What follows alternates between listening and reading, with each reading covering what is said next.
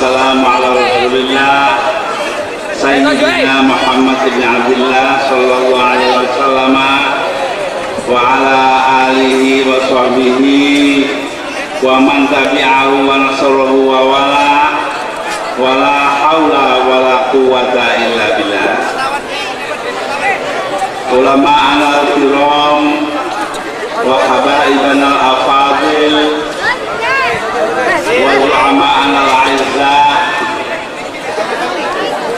para anggota pengurus Jam'iyatun Nahdlatul Ulama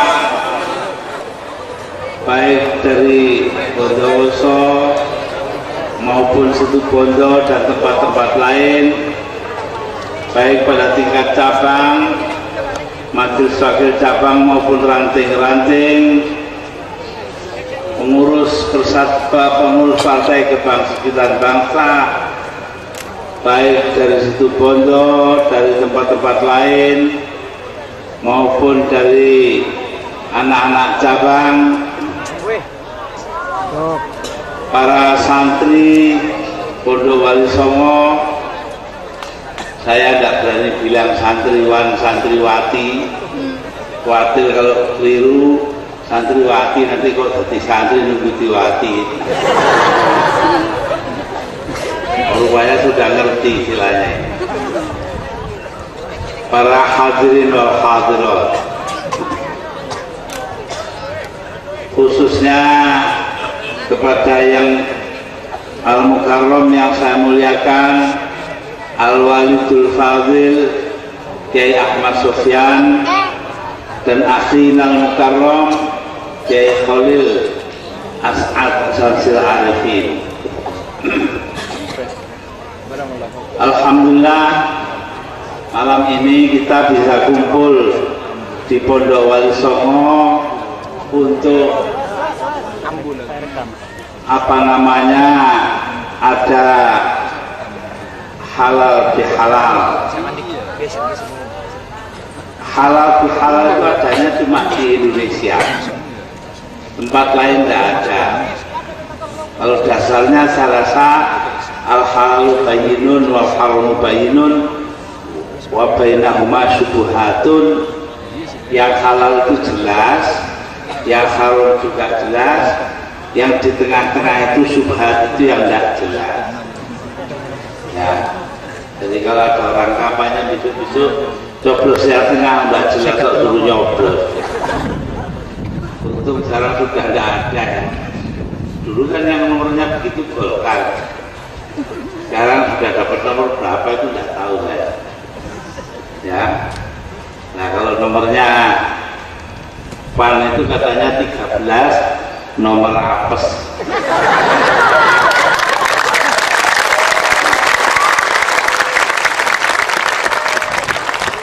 Nah PDI Perjuangan nomor 18 katanya seorang paranormal, yaitu Empu Joko Budo. Itu paling baik nomor 18 itu mendatangkan untung kalau dipakai judi, lainnya judi itu.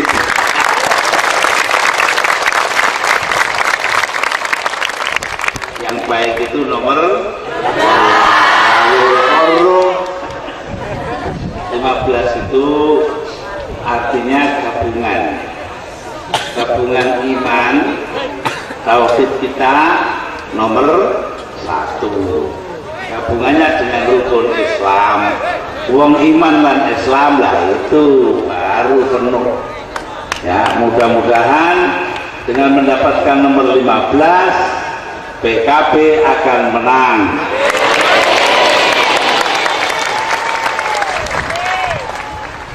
Nah dalam rangka halal bihalal, di samping kemari saya tadi ke Pondok Sukorejo ya, tetapi Kiai Fawaid tidak ada, jadi yang ngoni cuma nyanyi saja. Dasarnya saya ini alap-alap, pulang itu bawa jadah dengan bawa nomor wes.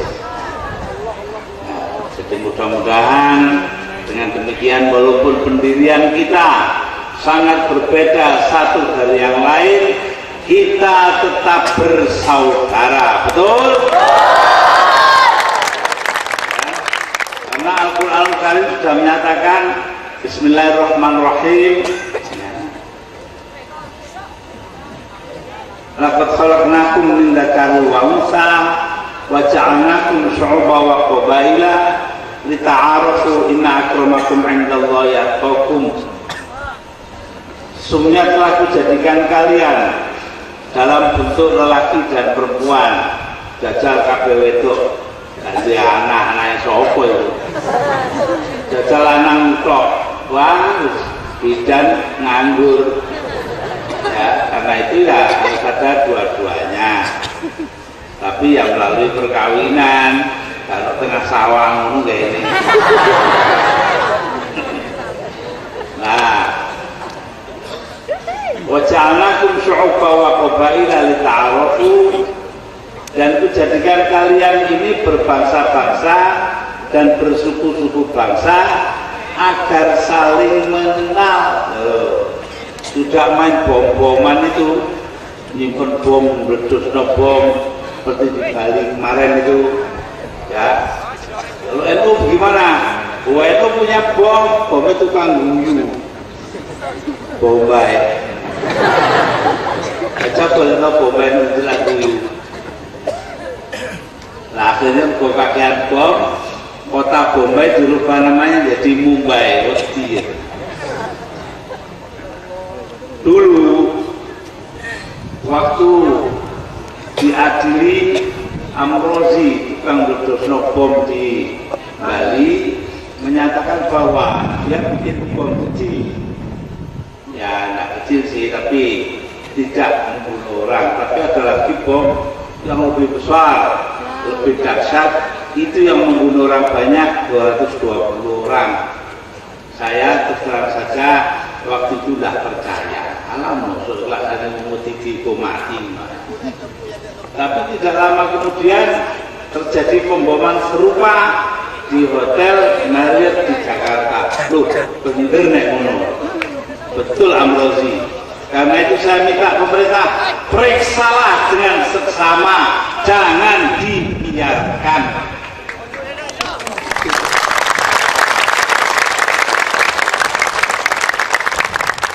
Berapa bulan kok nggak pernah diperiksa, itu gimana? Ada contoh lagi ini. Tadi saya mampir di mana Lumajang itu, di Jatiroto, mampir rumahnya almarhum Kiai Asmuni yang dibunuh orang karena alasan politik. Waktu itu semua orang dari Kapolri ke bawah sampai ke sektor-sektor, termasuk juga Ketua Umum PBNU menyatakan itu kriminal murni. Sayalah satu-satunya orang yang mengatakan tidak, itu motifnya politik, harus dilacak.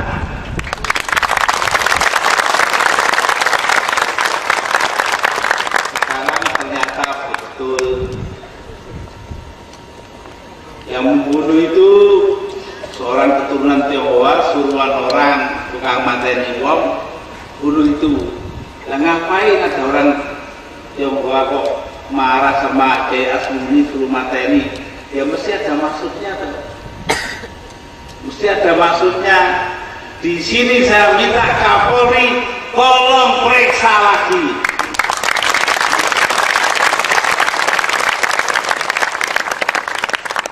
Kalau ditunggu nanti lama-lama sampai sendiri yang diperiksa rakyat. Jadi memang kita harus berani ngomong gitu ya, bahwa hal-hal semacam itu kejahatan kriminal, kejahatan yang dilakukan apakah politik, apakah kriminal terhadap rakyat, haruslah kita buka seadanya. Sebenarnya ini kalau tidak begitu percuma jadi alat negara. Ya, karena apa? Karena ada yang disembunyikan. Nah ini yang tidak benar, itu yang disembunyikan itu. Siapapun orang itu, setinggi apapun pangkatnya, harus tunduk kepada undang-undang kepada hukum.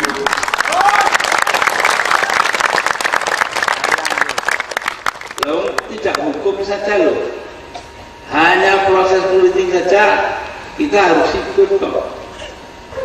Masa Pak, iya contohnya saya ini presiden, waktu itu diperiksa oleh Pansus Bulog Game dan Bulog United, tidak didapati kesalahan apa-apa. Karena itu lalu langsung Megawati Soekarno Putri manggil semua pemimpin-pemimpin partai, termasuk waktu itu Pak Matori Abdul Jalil, untuk memutusi piye ini gak ketemu kesalahannya. Dijawabnya, baiklah kita panggil sidang istimewa MPR, artinya masalah hukum diselesaikan secara politis. Ini tidak benar.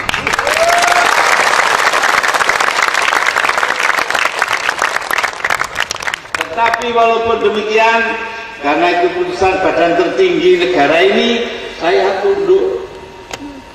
Banyak orang situ Bondo ikut tanda tangan kalau perlu mati mempertahankan kepresidenan saya. Jawab saya cuma sepele saja. Di Indonesia tidak ada jabatan pemerintah atau jabatan negara setinggi apapun yang harus dipertahankan dengan tetesan darah. Kalau keyakinan, mati-matian. Seperti kedaulatan hukum, sekarang ini umpamanya ada yang berani nggak perlu kedaulatan hukum, tak parani. Saya mati pun tidak apa-apa kalau itu. Itu untuk mempertahankan jabatan, karena jabatan itu barang kecil. Barang kecil, tidak ada artinya jabatan itu. Jika itu apa tidak ada artinya. Buktinya sekarang ini saya tidak pakai pers, di mana-mana pidato, yang ikut saya itu semuanya ngomongnya apa? Ngomongnya Gus Dur sampai akan jadi presiden lagi loh. Ya, jadi karena itu tidak perlu kita ngotot-ngotot mempertahankan jabatan. Ini orang segini banyak yang katanya tadi 900.000 itu kan menunjukkan kecintaan luar biasa dari rakyat kepada cita-cita perjuangan, bukan kepada orang per orang. Maaf, saya dari awal dulu selalu mengatakan saya sam'an wa ta'an kepada Kiai Ahmad Sofyan. Kenapa? Bukan karena beliau itu orang begini, orang begitu.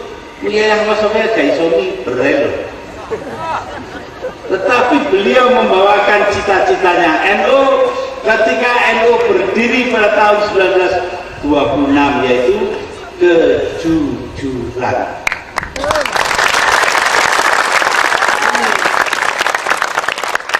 Jadi karena itu saya belani mati-matian, walaupun teman-teman saya kadang-kadang tidak paham. Ya biar dulu lama-lama kan paham-paham sendiri. Lu sekarang sudah paham, ya. Teman-teman saya sudah pada tekan semua sekarang itu SK PK DPC PKB di itu Bondo setelah Munasus Mustafsus musyawarah cabang khusus. Nah ini artinya apa? Apa yang benar sejak semula tampak di mata kita, baru belakangan disadari orang. Nah, Kiai Ahmad Sofyan begitu itu kan sudah dari dulu, zaman kita belum merdeka, beliau sudah dianggap. Karena apa? Selalu perkataan beliau sesuai dengan kenyataan. Itu yang penting. Nah, sekarang Kiai Ahmad Sofyan sudah menjadi milik bersama. Kalau bicara kita yakini kebenarannya, dan yang penting taujih atau kepemimpinannya kita laksanakan dengan sebaik-baiknya. Ya atau bukan? Iya. Sekian banyak datangan karena beliau. Nah, Saya sendiri terus terang ya, saya sendiri ini ya untuk apa rasanya badan ini. 3 hari yang lalu saya meninggalkan lapangan terbang Tel Aviv 2,5 jam terlambat karena pesawatnya rewel. Sampai di London, di Inggris ternyata tidak bisa ngejar pesawat yang mau ke Singapura sudah jalan. Saya terpaksa tinggal di hotel nunggu pesawat besoknya. Nunggu pesawat, ya namanya orang nunggu pesawat tak bisa tidur.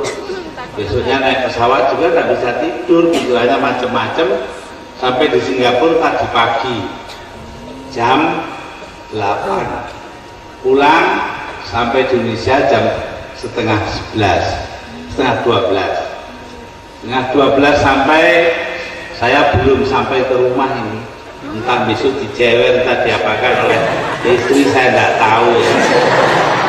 Pokoknya baru mulai. Sebab apa? Saya ingat malam ini harus sowan ke Kiai Ahmad Sofyan dan Kiai Khalil.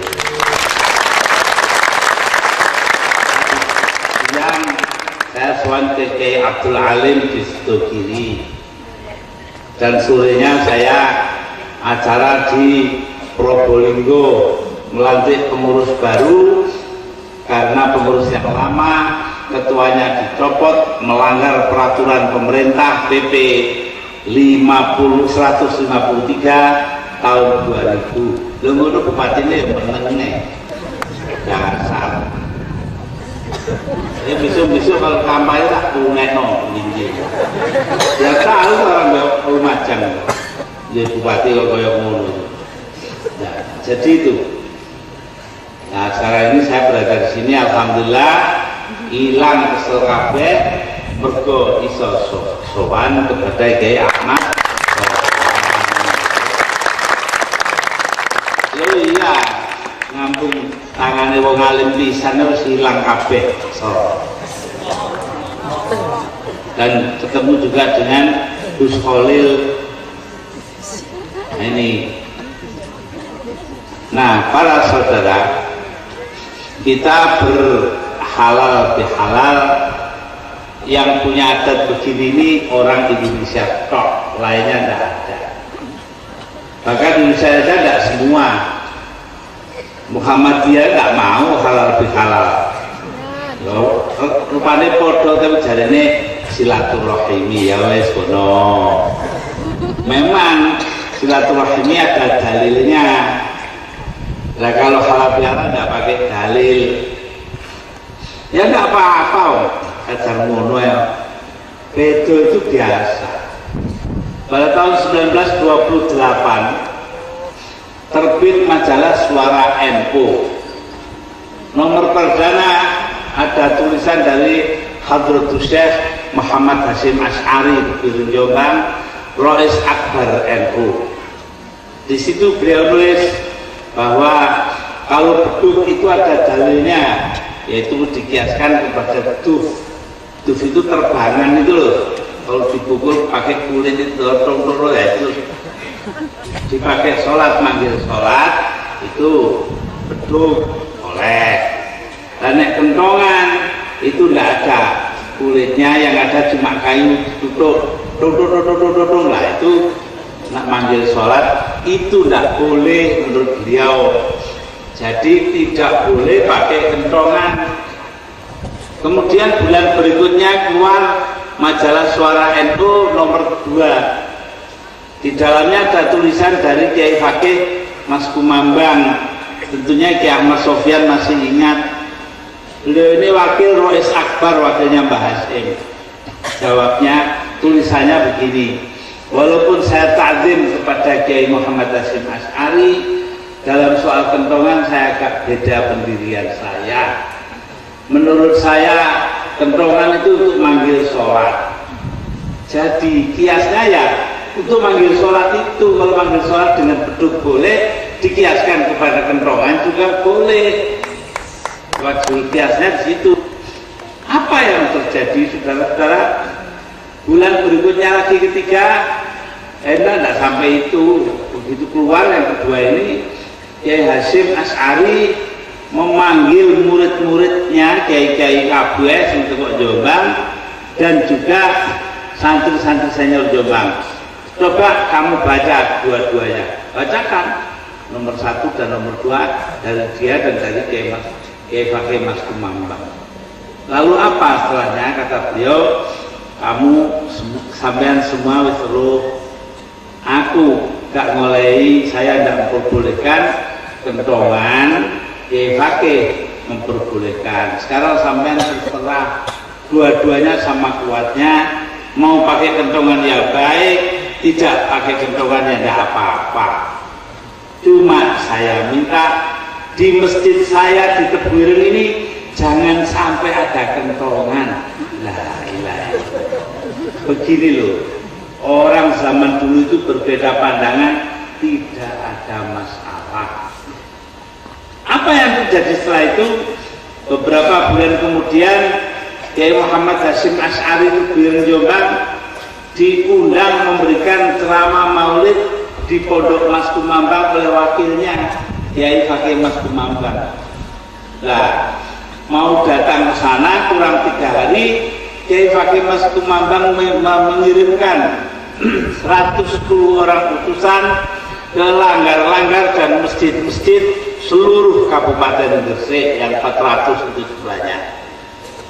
Apa isi pesan beliau? Selama ada Kiai Hasyim Asy'ari di Gresik, harap semua kentongan diturunkan. Coba antara mereka begitu menghormatinya itu, ya.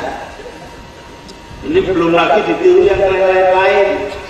Ya, temannya Kiai Ahmad Sofyan, Kiai Abdul Wahab Hasbullah bersama Waitu Rois NU, wakilnya ada Kiai Muhammad Bisri Sansuri, itu adalah mbah saya dari ibu. Lalu berdua ini mesti beto, segi haram, segi halal. Jadi kalau sudah mulai orang dua itu bicara, yang lain kitabnya ditutup kiai itu. Wis janoi wong loro itu.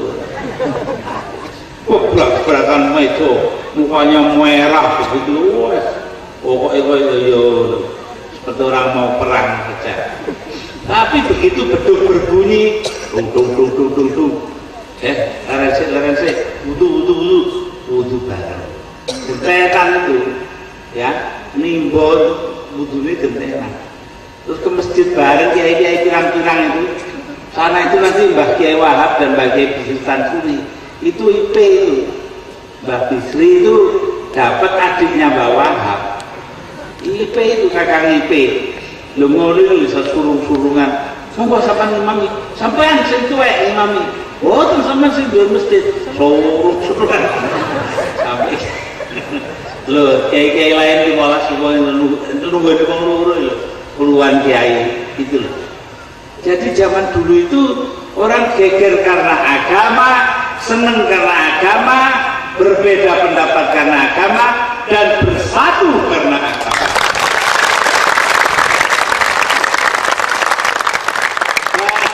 Tidak ada kepentingan sendiri masuk di dalamnya. Saya harapkan sampean semua juga begitu. Kalau milih nanti milih karena agama. Umpamanya loh ya.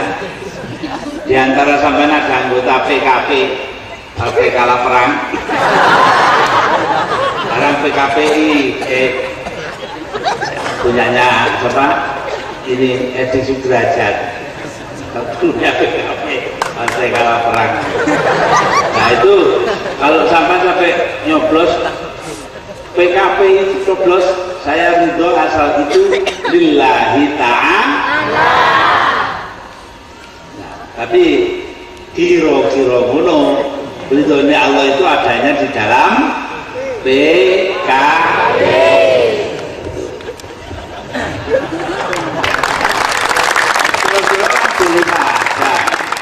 Entah betul tanda yang lihat loh kira-kira ya. Saya ini dulu 1 tahun sebelum PKB lahir, saya dibilangin seorang istikharah, Yai, saya tadi malam istikharah. Ya, di mana? sampai kok pakai PKB. Dulu Bu, masa saya pakai PKB? Sampai kok damel PKB barat Jawa ini. Damel itu artinya bisa pakai, bisa membuat, gitu loh.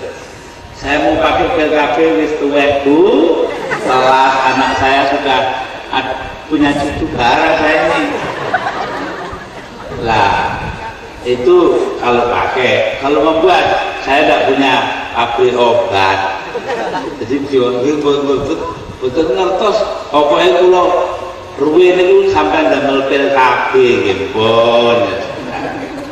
Setahun kemudian oleh PBNU ditetapkan saya justru membuat sebuah partai baru.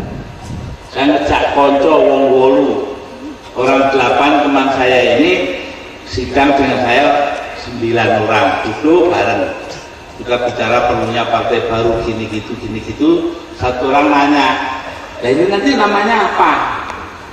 Salah satu lagi yang lain bilang, ya Partai Kebangkitan Bangsa saja, singkatannya PKB. Saya itu ketahui gitu ya, dulu katanya PKB. Gak apa-apa, masih kaitannya PKB, bulinya PKB ada apa? Nah, para hadirin dan hadirat, ini semua menunjukkan bahwa di dalam berpolitik pun kita harus menggunakan keikhlasan. Tidak bisa begitu saja ikhlas, bisa.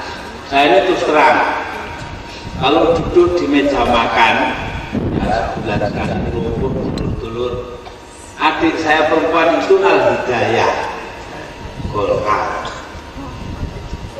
Yang kedua PKU, Partai apa? Bangkitan Umat apa itu namanya? Ya, bikinannya Pak Yusuf Hasim itu. Terus yang keempat, Luis Gendeng mana? Ono, saya ini nggak nyoblos. Apa namanya itu? Golput. Terus di sini mana? Saya belum tahu Mas mau jadi apa. Ya wis kakak, penting ikhlas kabeh. Ada ikhlas kabeh saiki kabeh muni, aku yo PKB kok. Jadi nek dikalahi karo ikhlas, semua orang juga akan ikut Nah ini. Nah kalau sekian banyak orang ini 900.000 orang situ Bondo itu ke PKB, artinya memang PKB partainya orang ikhlas.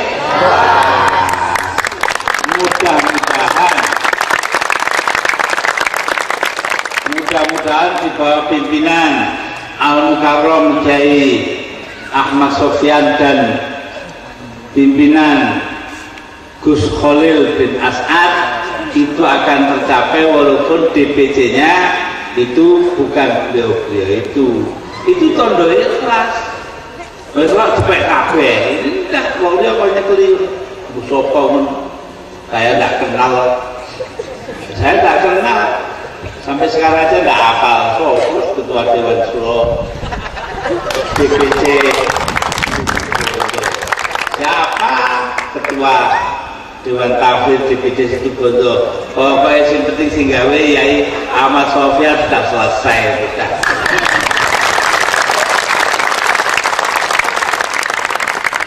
Kalau enggak masih gendongan kayak apa aku mau. Ya dari begitu itu orang berpartai seharusnya ikhlas kepada orang yang memimpin kita. Betul apa tidak? Ini padahal pimpinan partai politik itu tidak gampang.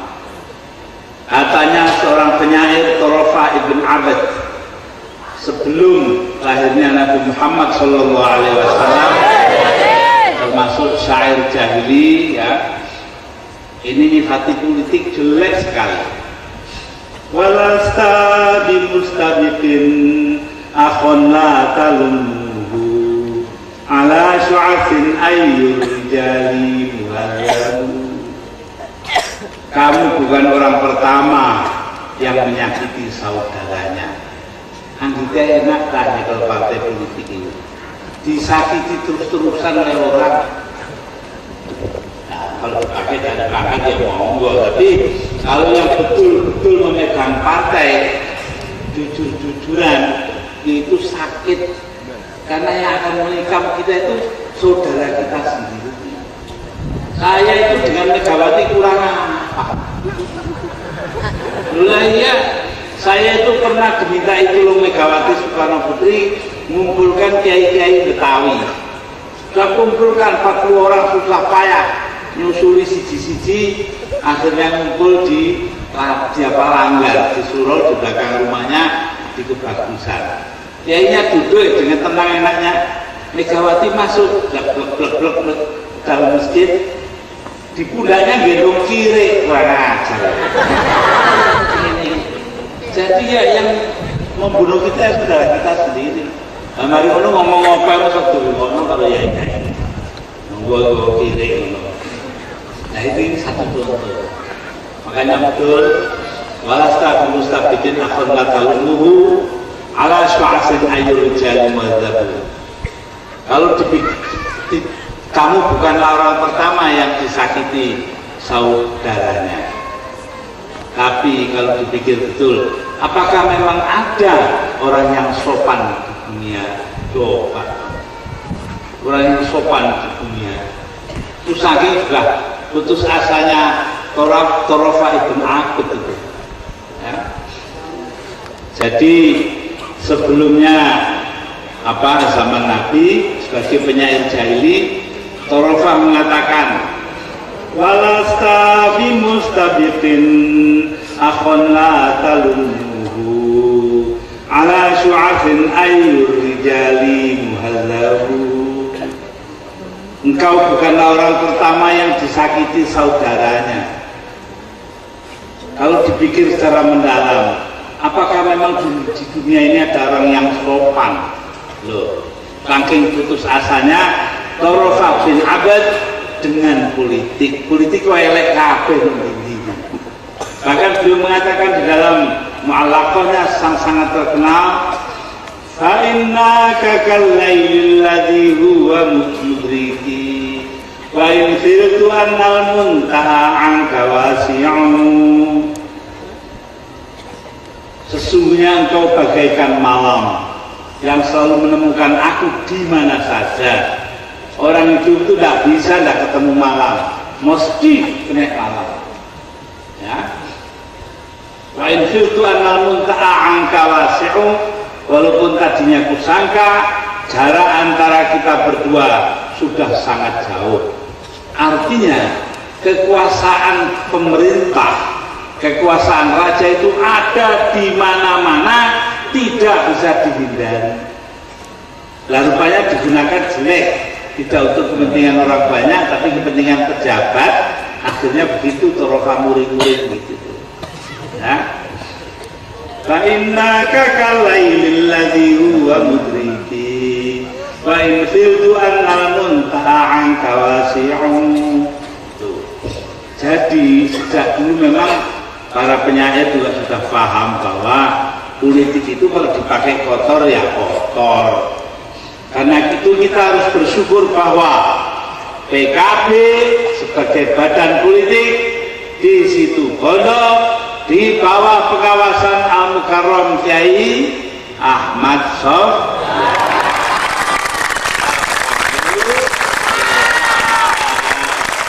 Ini saya nggak guyon ya, ngosok atuh-atuh dari Jakarta guyon ya enggak. Saya serius ini. Ada pilihan bagian politik ya. Ada penyair lain namanya Cita. Oh, penyanyi saja boleh kok, penyair nggak boleh itu. Ya, katanya Umrul Qais Al-Tindi. Ala ayyuhal lailu tawilu alan jali. Bisubahin famal isbahu fika bihamfali. Wahai malam yang panjang, benarkah engkau mempunyai suku? Kayak kok bengi tidak enak subuh belas.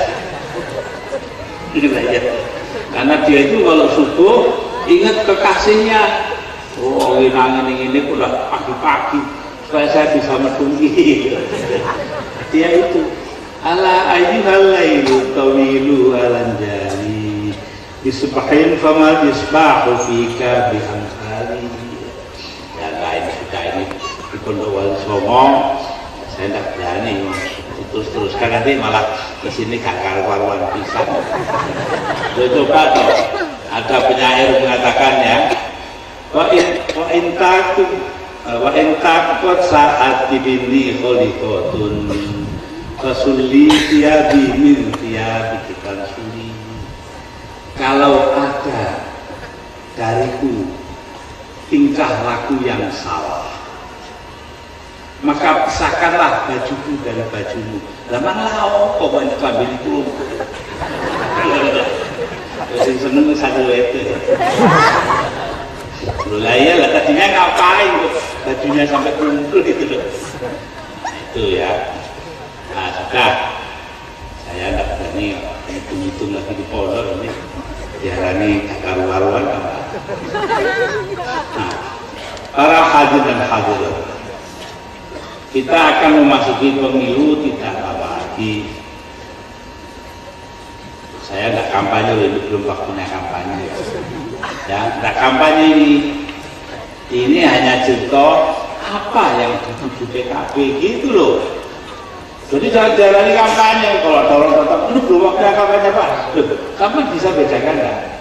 Kampanye dengan tidak kampanye. Kalau joblok apa bedanya? Kampanye itu sampai nyoblos soal, itu kampanye. Nah kalau saya cuma cerita bahwa partai A akan bekerja begini, ya kampanye itu. Nah, jadi sekarang saya mau bilang, apa yang menjadi sasaran PKB ini bukan kampanye, walaupun nyebut PKB. Ya, harus dibedakan. Ya, harus bedakan.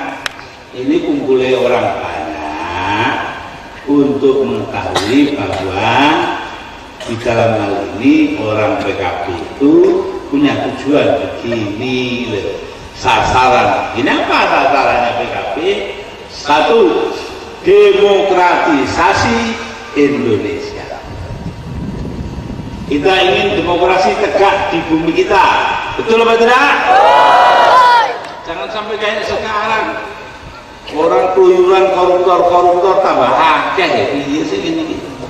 Loro kabeh harga hukum tinggi ya dibiarkan saja. Bahkan lebih serem lagi, pesawat terbang F-18 Hornet Amerika manuver di atas bawean yang tidak ada yang bisa mengaruh-arui.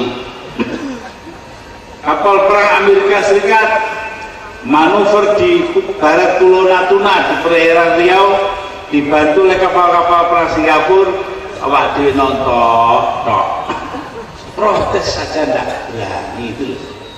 Itu namun sih terlalu jauh kita ini. Jadi karena itu perlu kita menegakkan demokrasi dalam arti bahwa kita ini memelihara kedaulatan kita memelihara supaya negara kita tetap berlangsung secara hukum. Karena inti dari demokrasi itu sebenarnya dua. Satu, kedaulatan hukum. Tidak pandang bulu siapapun yang melanggar hukum harus diadili.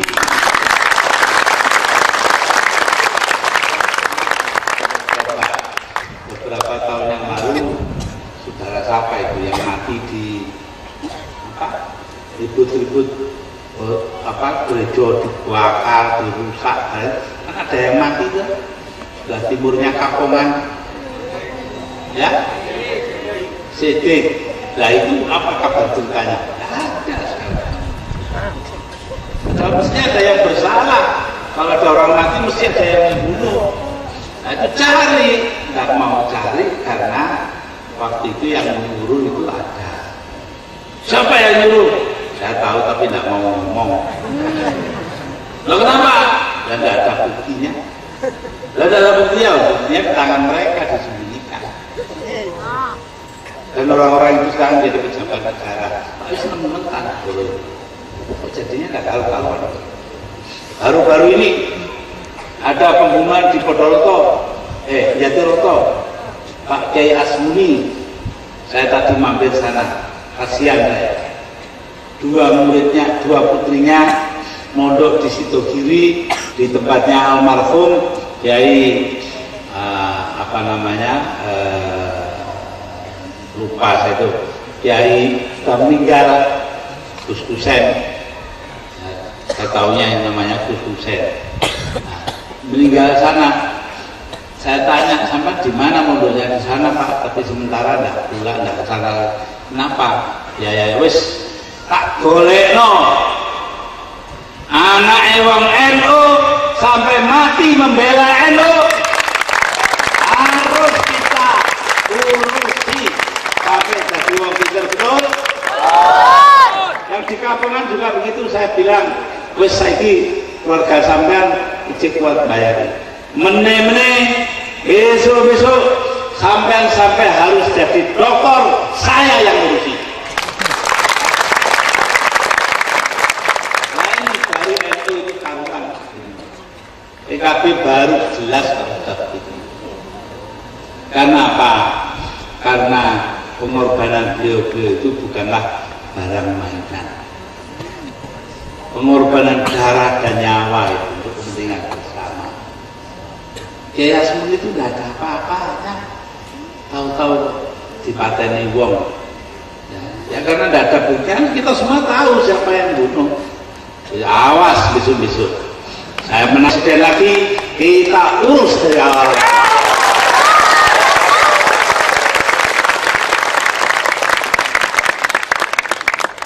Kita harus berani begitu menegakkan hukum. Di samping tegaknya kedaulatan hukum, maka ada satu unsur lagi bagi demokrasi, yaitu perlakuan yang sama terhadap semua warga negara di muka undang-undang. Mbuh tukang becak sinok kene, mbuh Yai Ahmad Sofyan, mbuh Pak Bupati, mbuh Polres, mbuh Dandim, semua harus mendapat perlakuan yang sama di hadapan undang-undang.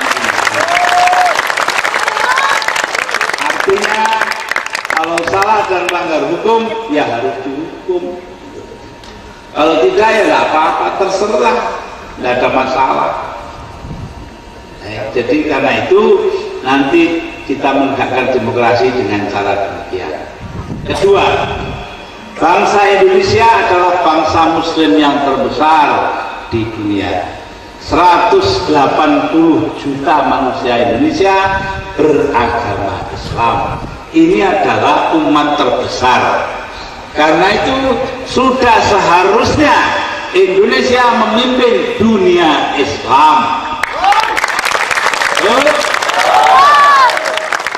Karena itulah saya keluyuran, para hadirin, keluyuran ngalor ngidul tak bagi waktunya baik-baiknya. Kemarin saya dari Israel. Untuk apa menemui Yasir Arafat? Sebab saya mendengar bahwa Ariel Sharon, Perdana Menteri Israel, saya pernah ketemu dia bersama dengan Mikhail Gorbachev, dan deklar dua orang mantan presiden, satu dari Rusia dan satu dari Afrika Selatan, bersama saya bertiga bertemu dengan Ariel Sharon, Perdana Menteri Israel. Dalam pertemuan tersebut yang mestinya 30 menit, kemudian Gorbachev wegeran dengan Sharon, yaitu apa? Menurut Sharon boleh saja masalah sengketa Palestina Israel diselesaikan dengan perundingan internasional, tapi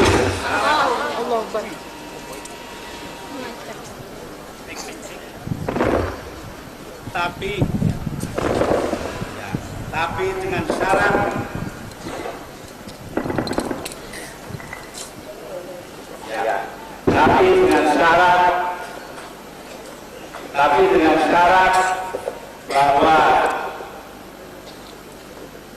Yasir Arafat harus dikeluarkan dari pemerintahan. Syarat apa? Syarat itu harus cocok dengan makhluknya. Kalau di kitab mana saja Syaraf dan Masrur harus sama. Nah itu kok enak ya Ariel Syaraf bilang tidak pakai hasil Arafat buang, terus Gorbachev marah, berdua berkelahi. Yang mestinya kita hanya 30 menit diterima Syaraf, akhirnya menjadi 3 jam.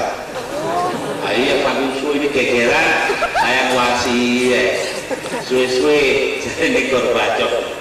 Tidak usah geger kita. Kenapa? Katanya Syaraf. Kita geger yang untung ini loh orang ini. Saya yang ditunjuk itu. Ailing dulu dia bilang itu, ingat saya. Jadi kemarin saya perlukan pergi ke Rosa untuk menemui Yasir Arafat. Nah, jadi di sini kita coba untuk mencari cara-cara perdamaian yang baru. Bukan hanya itu, pada tanggal 3 Desember yang lalu, belum sampai sebulan yang lalu, saya diundang oleh pemerintah Perancis. Presiden Jacques Chirac itu minta saya membawakan makalah namanya agama-agama, terorisme dan toleransi. Dilihat dari sudut pandangan Islam, saya yang bicara. Lalu Islam pakai gak karu-karuan gitu ya saya. Nah, sudah saya ngomong, alhamdulillah ya masih bisa terdengar orang. Kemudian saya tidak lama baru-baru ini mendapat hadiah perdamaian dan solidaritas internasional.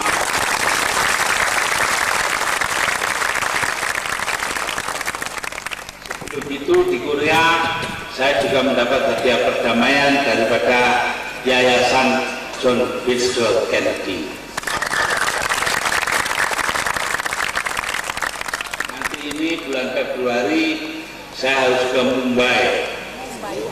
Mumbai ya, untuk buka sebuah kongres yang akan dihadiri oleh 75.000 orang. Yang kongres 75.000. Oh, panen. Saya jadi ingin tahu bukan karena apa-apa yang dibikinnya di mana. Gedung kok tidak ada, tapi yang nampung 75.000 orang. Bikinnya di lapangan seperti ini. Saya lagi buka, baik. Dan pada bulan Februari saya harus ke Kyoto untuk mengambil hadiah filsafat dan etika. Nah, kalau ini semua ya, berarti Islam di Indonesia sudah mulai dihargai orang sebagai pemimpin dunia.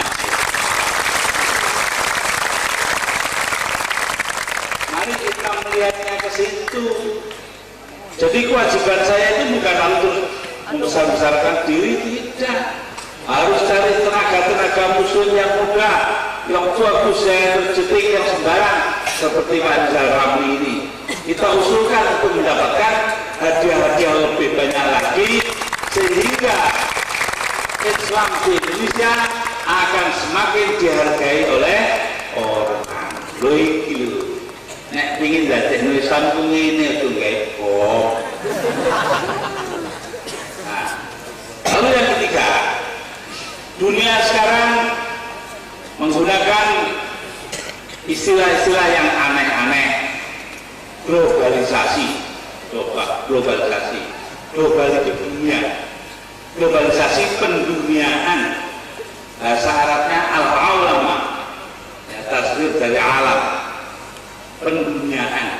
Tapi dalam kenyataan dunia ini yang malah tidak didengar. Kayak Indonesia nggak ada yang pernah dengar.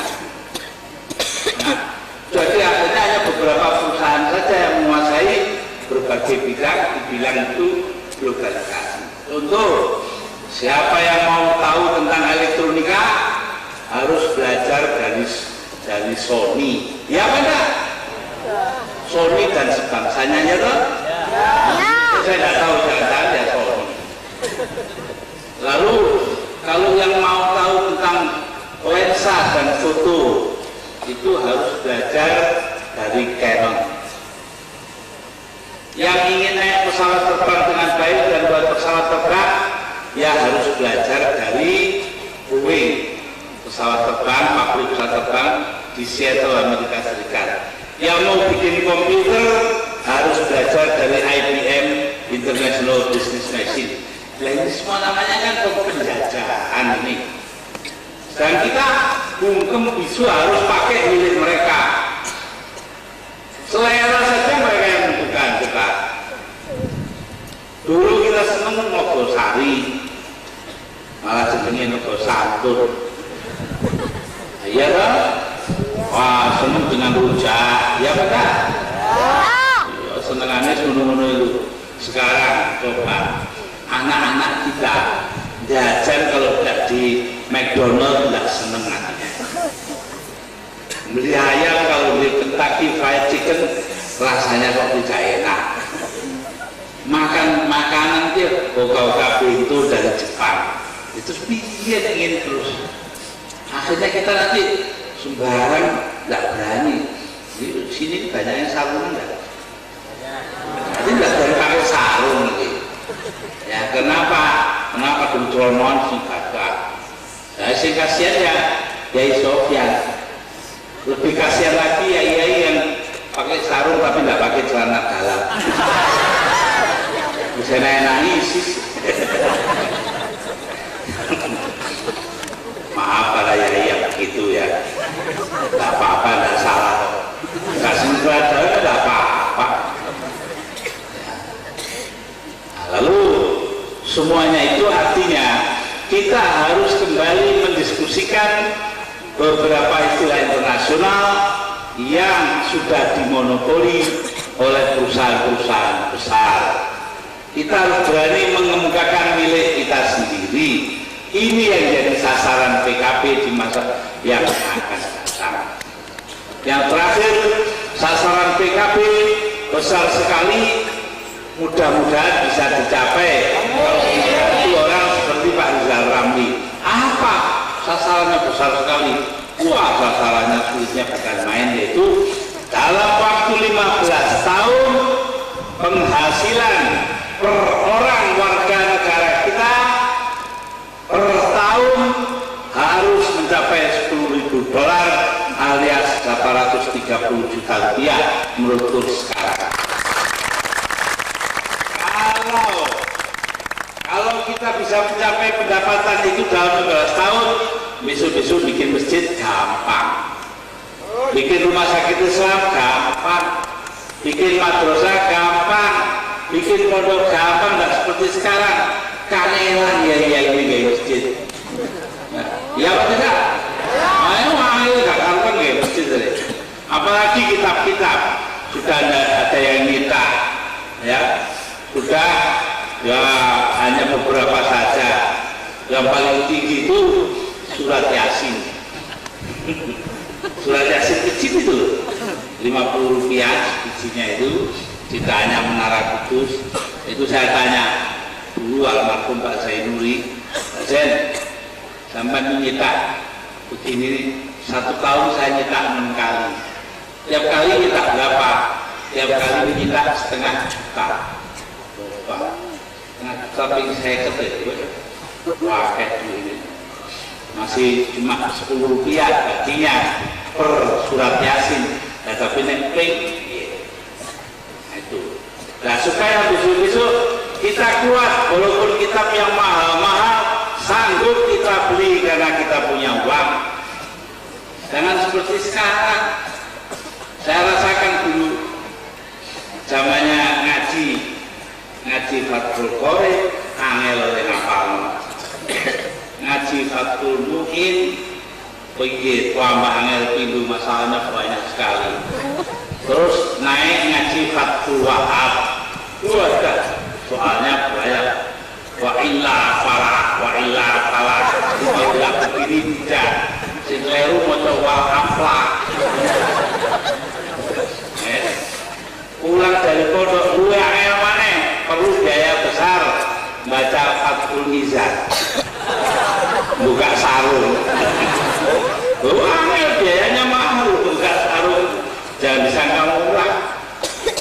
Tanya kayak Mas Sofyan, dulu sampai keluarkan banyak uang nggak ya waktu ngaji Fathul Mizan? Ya nggak apa-apa lah. Tapi maksudnya begini, kalau kita ini kaya raya, punya uang banyak, kita bisa membeli apa yang kita mau.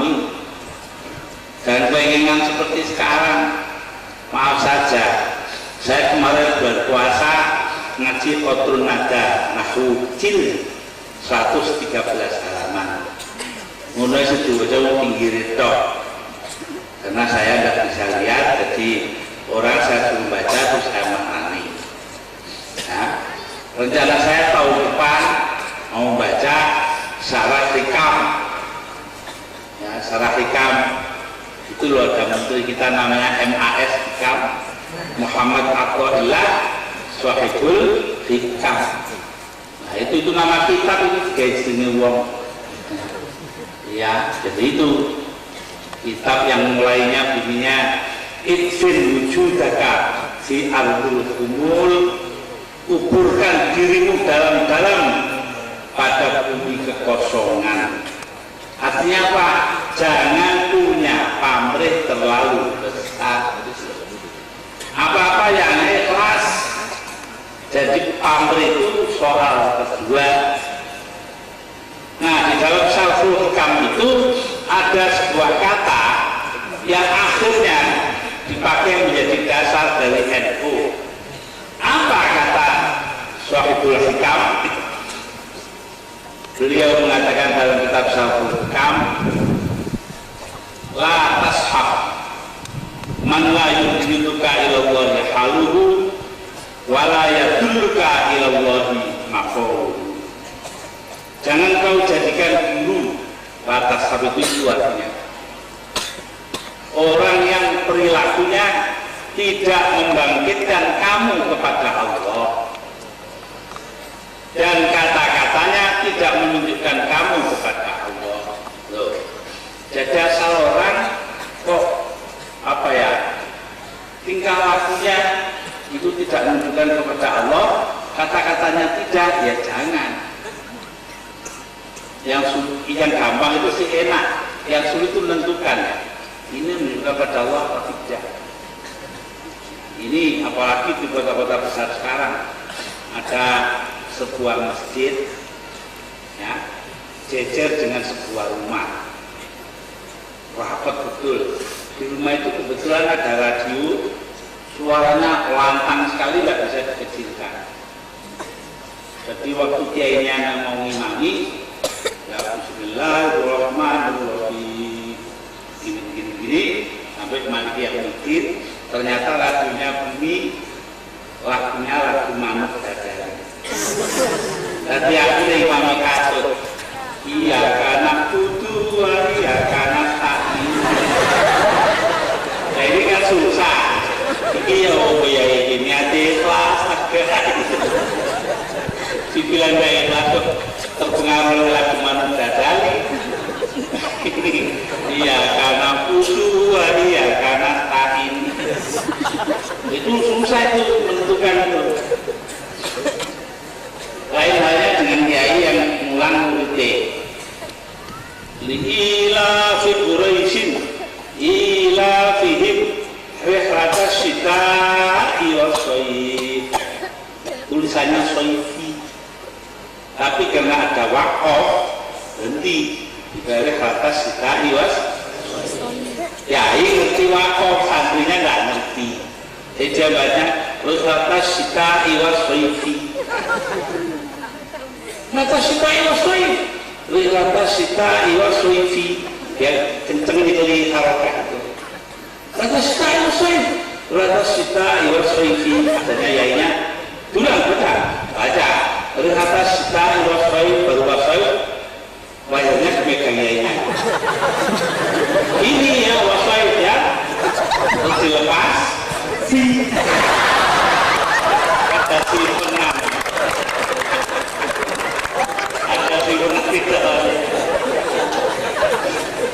Apa lah banyak kakian kasihan ya Sofyan. Gue bunyi mulai ya Sofyan V. Itu. Nah, jadi karena itu ya kalau seperti itu gampang. Yainya ngerti wakaf, santri yang nggak ngerti wakaf. Nah kalau yang tadi Manuk Dadari ini ya karena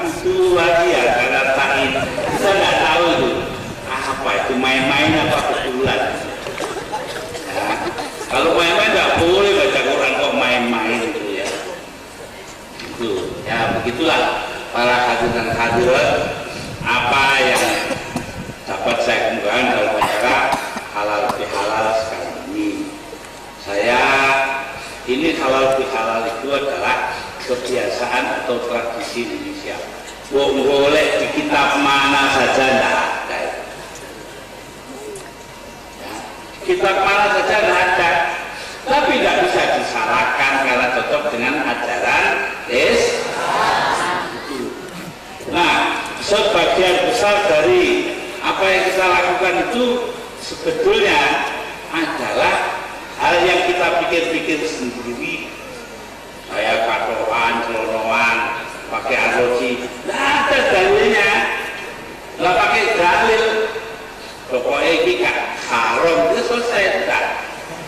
Lain kalau arlojinya babi, itu ya haram. Enggak. Jadi artinya apa? Islam itu begitu luas sehingga dia sanggup menampung apa saja perubahan-perubahan dalam hidup kita. Kalau dikatakan dalam Al-Quran, Bismillahirrahmanirrahim, Al-yawma akmaltu lakum dinakum wa atmamtu alaikum ni'mati wa raditu lakumul Islam madina.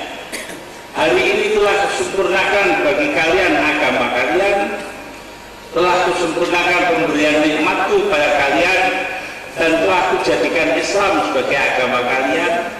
Maksudnya itu tidak yang detail-detail kecil-kecil, bukan ngebohongi yang perhatikan yang kecil-kecil. Itu maksudnya adalah prinsip-prinsipnya, pokok-pokoknya. Hari ini telah membuat pokok-pokoknya Islam. Nah, itulah pemberian nikmatku kepada kalian. Itu maksudnya. Jadi karena itu sekarang kita sholat, saya pakai celana, ada yang pakai sarung, ada yang pakai tuk itu di Mekah, ada yang pakai kopiah, ada yang pakai serban, ya itu semua asal suci, ya baik-baik saja. Itu adalah apa yang dinamakan keputusan perorangan atau ijtihad fardhi. Nah, disinilah kebesarannya Islam itu. Karena itu dikatakan al-Islamu yasluhu kulla zamanin wa makanin. Islam itu sesuai dengan tiap tempat dan waktu, karena dianya hanya mengurusi yang besar-besar saja. Yang detail-detail itu kurang diurusi, hanya beberapa saja. Kalau kita lihat di Quran itu tidak banyak. Nah, umpamanya detailnya, perinciannya, perempuan kalau haid tidak boleh ke masjid, belum. Sekarang ngiling, itu, nah pulangnya berat ngawur, enak, nyabrang pokoknya, naik haid ojo lewat masjid, jangan naik ke atas masjid, itu contohnya. Nah, jadi sedikit sekali yang detailnya diterangkan oleh Al-Quran, umumnya prinsipnya saja. Salah satu prinsip yang penting itu ada di dalam fiqh al-fiqhul islami, dalam hukum agama Islam. Apa katanya? Tasarruful imam ala ra'iyah manutun bil maslahah. Kebijakan dan tindakan seorang pemimpin atas rakyat yang dipimpinnya harus terkait langsung dengan kesejahteraan rakyat yang dipimpin itu. Ada pemimpin hanya mikiri dirinya sendiri, nggak mikiri rakyatnya, itu dalam Islam adalah pemimpin yang salah.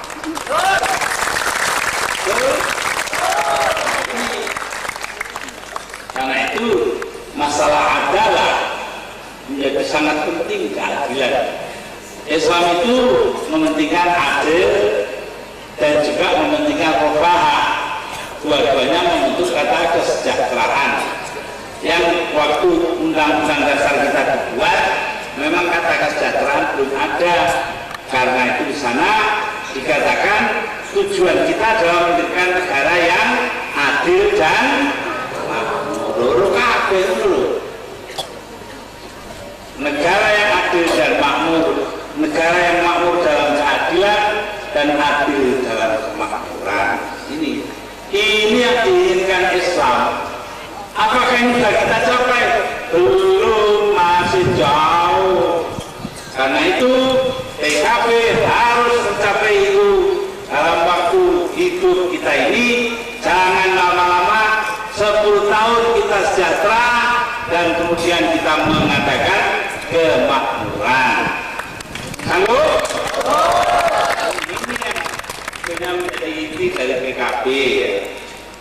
Jadi alhamdulillah dalam acara ini, halal bihalal ini, saya dapat mengajak kepada hadirin dan hadirat semua untuk kita menyiapkan sebuah masyarakat yang adil dan makmur di masa yang akan datang.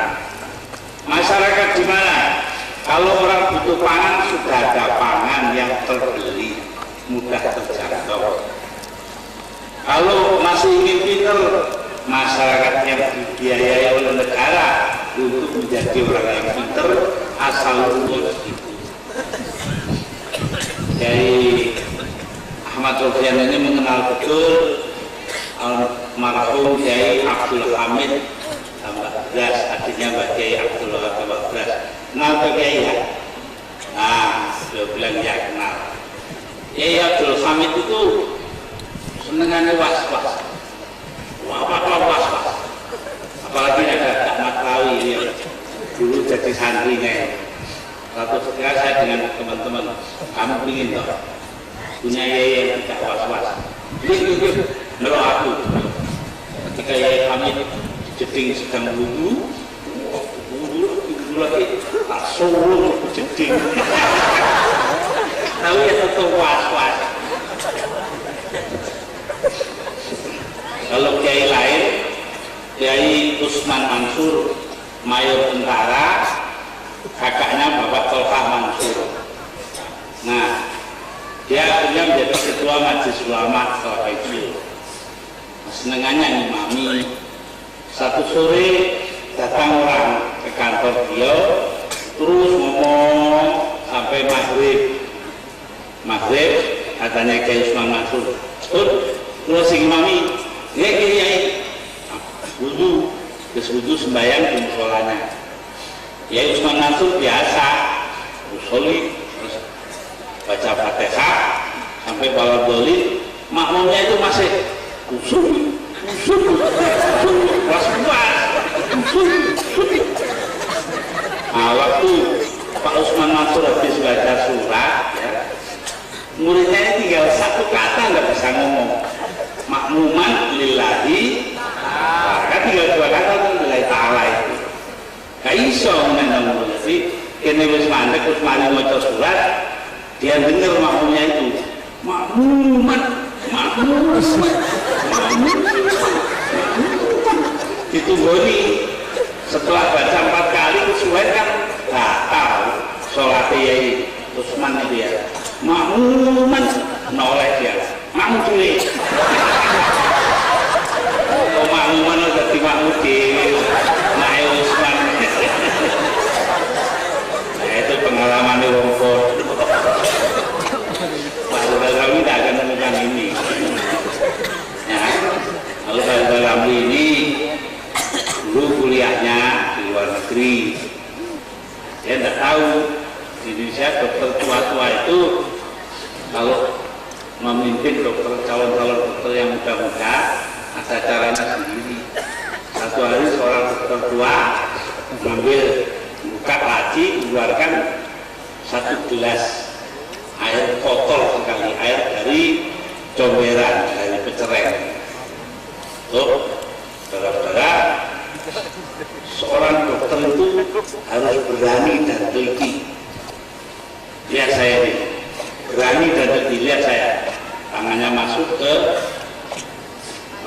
gelas yang isinya air pecereng itu comberan. Terus ikut, ayo semua, jalankan. Semua antri, masukkan jarinya, mulut itu sampai habis semua. Sudah selesai semua, kata dokternya. Keberanian saudara-saudara memang patut dipuji, tapi kita lihat yang kondak aja. Anda tidak melihat bahwa jari yang saya masukkan ke gelas itu lain dengan yang saya masukkan ke mulut. Yang lain ya masuk kayak itulah. Nggak belajar ngaji, nggak belajar kedokteran, nggak belajar teknik, seluruhnya itu harusnya disertai dengan ketelitian dan keberanian. Ya, salah. Jadi kalau banyak lama-lama hilang pengajiannya, tidak lain saya minta maaf atas segala kekurangan dan kekhilafan baik terhadap rakyat Situbondo maupun terhadap rakyat-rakyat PKB yang lain. Sebagai Ketua Umum Dewan Syuro, tentu banyak kesalahan yang saya perbuat. Dengan demikian saya minta maaf sebesar-besarnya. Ya. Dan di samping itu, marilah kita berdoa kepada Allah Subhanahu Wa Taala, mudah-mudahan pengorbanan yang diberikan akan diberikan imbalan oleh Allah Subhanahu Wa Taala.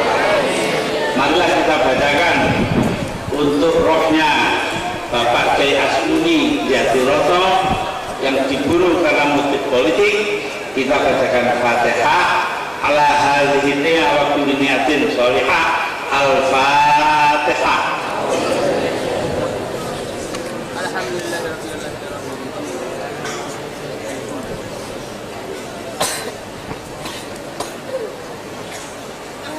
Para hadirin hadirat, katanya hadis ya, doaul muslim, doa silahul mukmin. Doa itu senjatanya orang yang beriman. Karena itu mari kita dengarkan doanya Kiai Sofyan, kita amati. Kalau rendah nanti sampai pulang untuk setan gak ada jawabannya. Allahumma inna namaskana wa silana gunomi lana ayyullah wa imana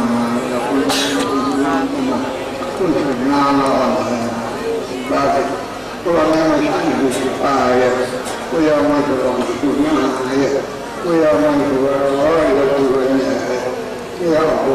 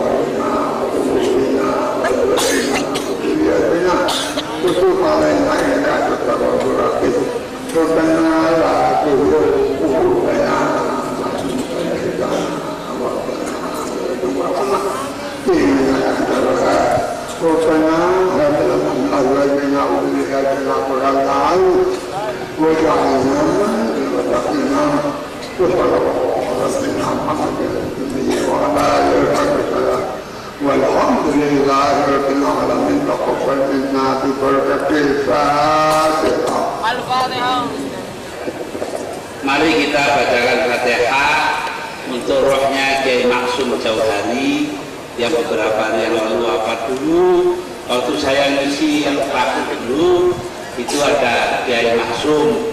Nah, beliau sudah jauh-jauh dari Kediri dalam keadaan sakit menghormati. Mari kita bacakan Fatihah untuk roh beliau. Ala hadhihi niyah wa kulli sholihah.